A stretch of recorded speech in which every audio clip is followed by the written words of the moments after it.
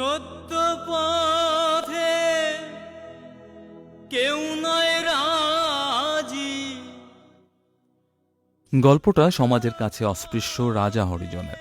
যে কোনো কিছু স্পর্শ করলেই তা অচ্যুত হয় তথাকথিত উঁচু জাতের কাছে। সবই দেখি তা না না না। রাজার ঘরে এই বৃদ্ধার জন্ম হয়েছিল এক মুসলিম পরিবারে। প্রতিবন্ধী হওয়ায় শিশু বয়সেই তাকে রাস্তায় ফেলে যায় আপনজনেরা।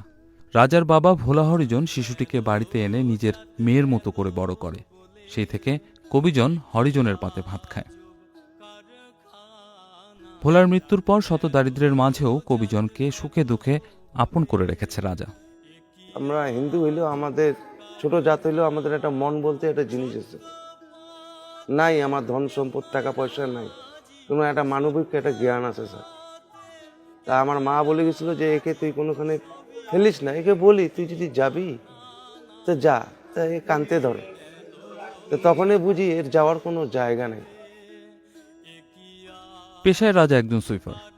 গ্রামে গ্রামে ঘুরে মানুষের ল্যাট্রিন পরিষ্কার করে যদি কিছু আয় হয় তবেই তার ঘরে খাবার জোটে।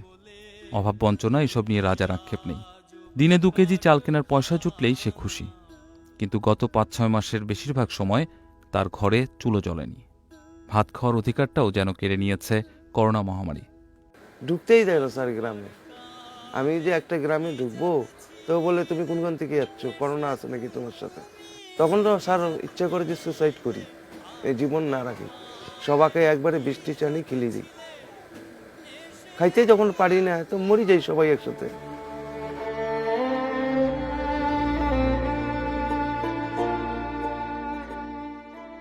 কুড়িগ্রামের হরিজন পল্লীর ঘরে ঘরে অভাবের কান্না আগেও ছিল, কিন্তু এখনকারটা সহ্যের বাইরে।